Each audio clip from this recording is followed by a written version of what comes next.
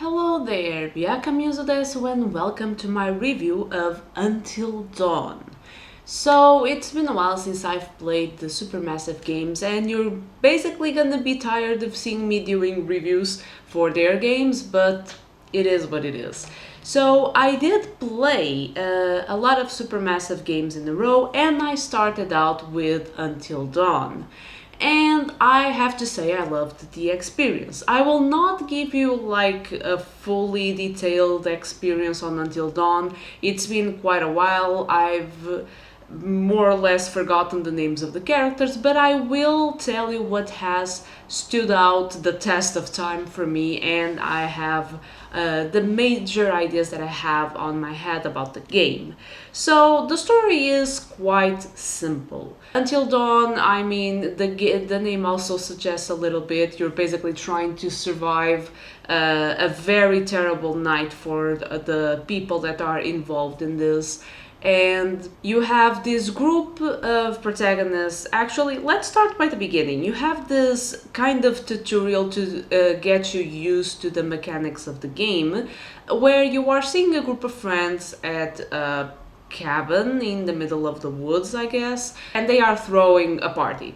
Okay, teenagers being teenagers, I guess. I'm not sure the actors look teenagers, but doesn't matter. And it ends up going terribly bad because you see a very explicit situation of bullying towards one girl that actually has a twin. And when the girl is very impacted by this, she goes out into the wilderness alone. The twin tries to chase her, and they both end up dead because there's someone that tries to approach them. They're not sure if it's someone that is going to help them or not. They get freaked out, they fall off the cliff, and they both end up dead. I was actually kind of pissed at the tutorial because I was like, was that something I could have avoided? Was that something I could have not? And also in the tutorial, you are introduced to this mechanic of the totems. So you have totems that are spread out through the map, the game, whatever. Because I mean, you kind of have an area that you are exploring, but it's not like it's an open world adventure. It's kind of linear, so. But these totems are, scattered about, and they give you hints about the future and future decisions that you are going to make. And they are actually classified by colors, and I didn't understand any of that when I played, and honestly, they didn't help me that much. The totems kind of show you a fragmented future, a possibility of your future. It is interesting in concept, but not that really helpful, when playing, but I will talk about that later. So you see that the girls are gonna die, and I was trying to, use that information to kind of avoid their death and to made a decision thinking of that, and they both ended up dead, which I think is the purpose, because I think that the story is supposed to have both twins dead. Not sure at this point, honestly, but if someone can elucidate me about that part of the beginning, I would very much appreciate it. And so a few years go by, that was a very tragic occurrence. I'm not sure if it was 1 year after, the brother of the twins, which is Josh, he's portrayed by a quite well-known actor, decides to invite the same friends that were at the time of the party/incident, and he decides to invite them all because he says it's gonna be a good way to honor their memory and all that stuff. Which should already be a red flag for everyone, because you clearly saw a situation of bullying that kind of led to what happened. But then again, I guess Josh was drunk or passed out at the moment, so I'm not sure he knew about that. But so they all get invited again to this. And I will tell you, I did make an effort, because the idea of this game, as you meet the characters and see the story develop and make your decisions, the objective of the game is for you to keep as many characters as you can alive. But the game does a terrible job at making me like them, so I was like, why do I want to keep most of these douchebags alive? I mean, the characters I enjoyed the most was maybe Sam, I will not say I like Josh, but there's a reason why I like his character, kinda. And you had this couple, I'm not sure what was their names, but I will put the image there if it must. Those were the characters I enjoyed, or at least that I didn't hate that much. The other ones, they were just obnoxious most of the time, and I was like, how are you not dead yet, and why should I even bother to make the effort or get frustrated that I wasn't able to save you or help you?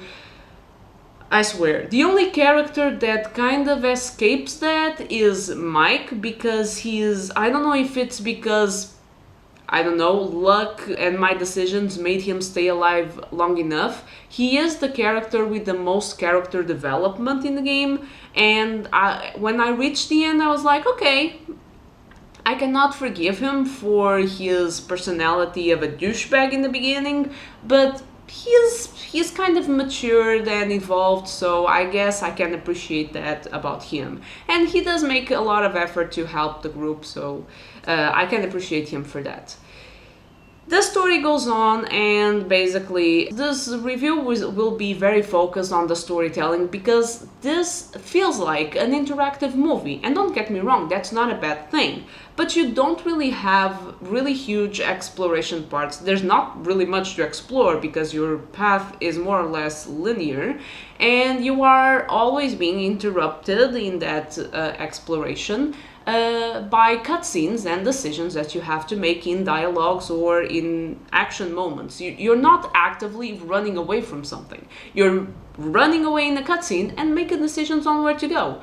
It's that kind of gameplay that this game has. It's very heavily focused on decisions, and you can see the consequences of those decisions. So I think that part is nicely done, even though the decisions are either A or B, so there's not a lot of nuance to how you build the relationships with other characters or how you decide to go about things.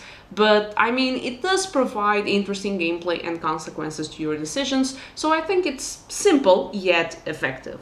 We are introduced in the first half of the game to a serial killer. So we think there's this serial killer on the mountain that maybe was the guy that we saw with the twins, and he's kind of doing this Saw-inspired game with the characters involved, trying to make them do life or death decisions. Either hurt yourself, or see someone you love die, or kill that character and you save the other. These kinds of decisions. And we end up figuring out that this serial killer that is called Psycho is actually Josh in disguise, because we now know that the way he dealt with all the trauma that has been consuming him regarding his sister's death is basically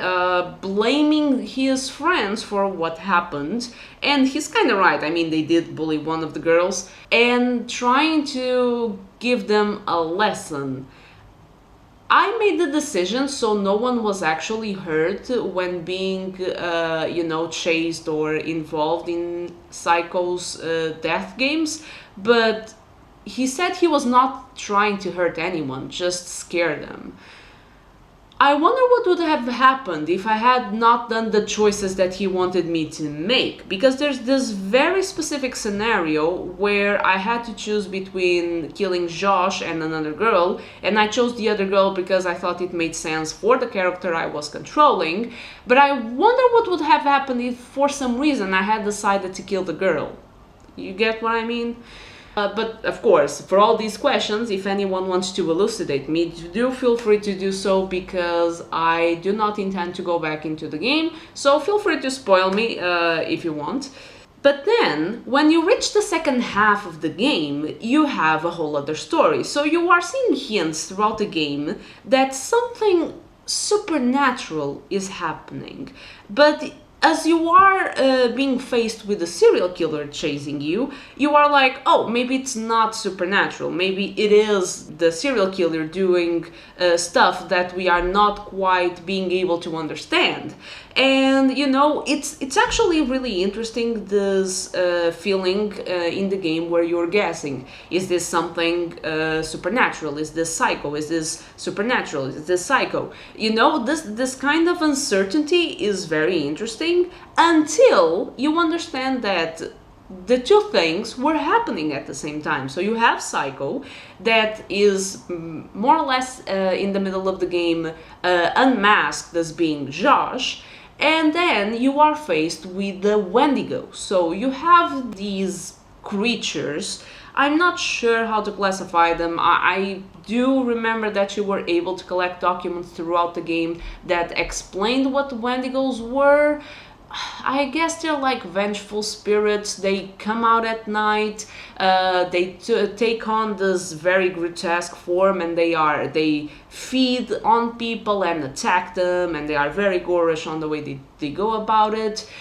So they are your last threat in the game. You actually have the situation where everyone goes back into the cabin, and you controlling Sam have to be the last one out. And I didn't understand that part of the mechanic, so I was dodging, and then there was one moment where I could have gotten out, and I thought, okay, this is my time. And I actually ended up killing off Mike. And I was really pissed because even though I didn't really like Mike, like I said, he has a good development, and I did intend to save as many as I could, so I was kind of pissed because I didn't understand that Sam had to be the last one out.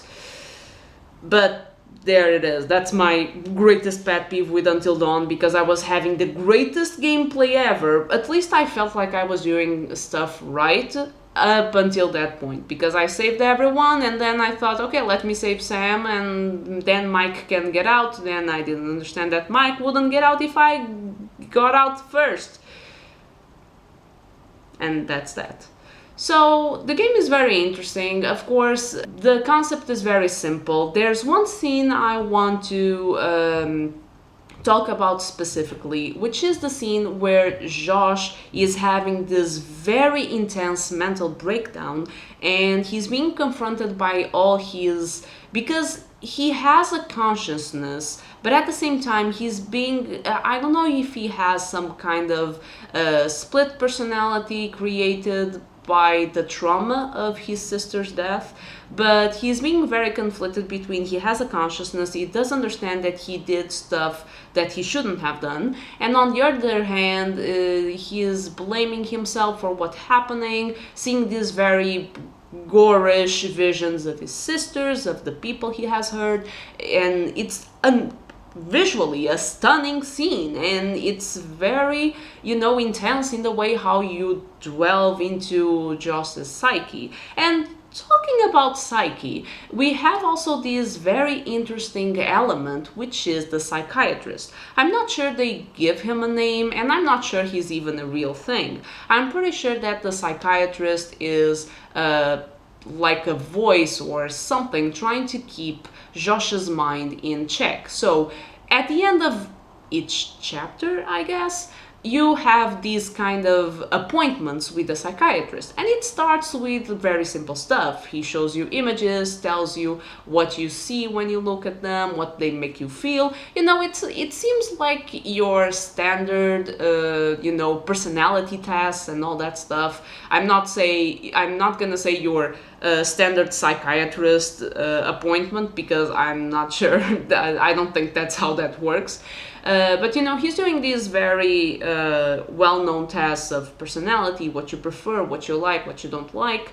And as you go into the game, you look at the office that he's in, and the office is slowly getting distorted. Something is out of place. Suddenly there's a skull on that window, and suddenly even the psychiatrist, the way he interacts with you, he starts being more aggressive, more judgmental, whereas he was very professional at the beginning and more detached.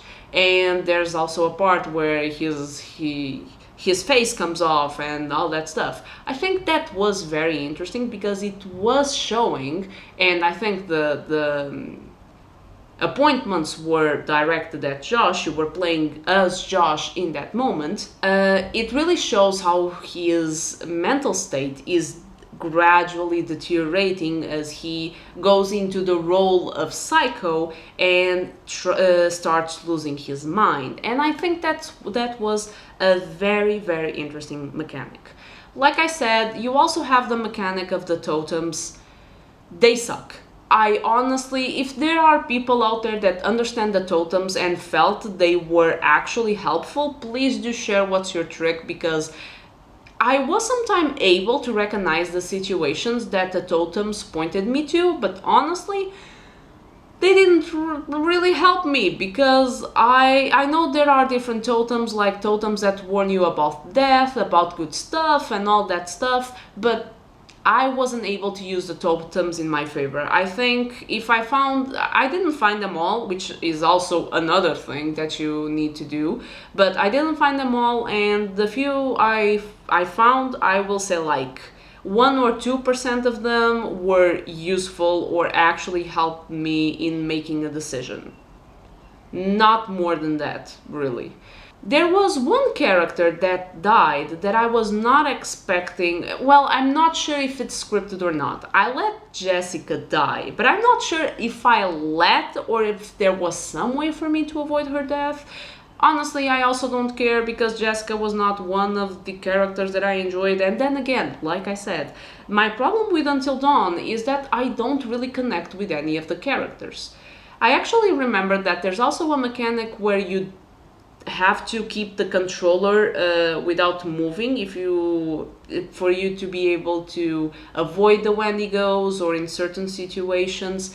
The mechanic is cool, but it's very, very sensible and tough, because if you kind of breathe a little and that moves a little bit your arms or hands, then you're screwed. But it was an interesting mechanic, and it would catch you off guard, so it's interesting. I did enjoy it, even though it is frustrating if you're trying to do your best and you end up doing like an involuntary, very small movement, but it was very good.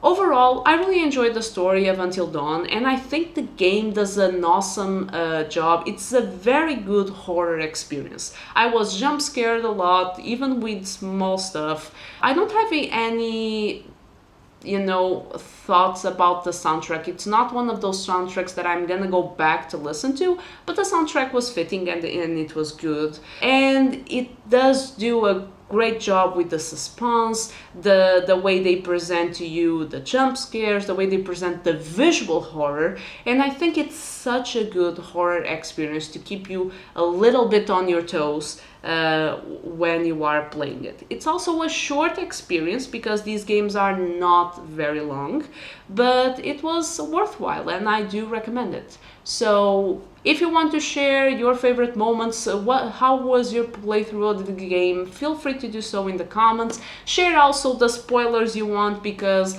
I do not feel like going back into the game, and I also am available to listen to your different outcomes. So if you like this video, please like it and subscribe if you want to see more of this content, and don't forget to check out my Twitch to see all my reactions live. So thank you so much, and may music always be your life.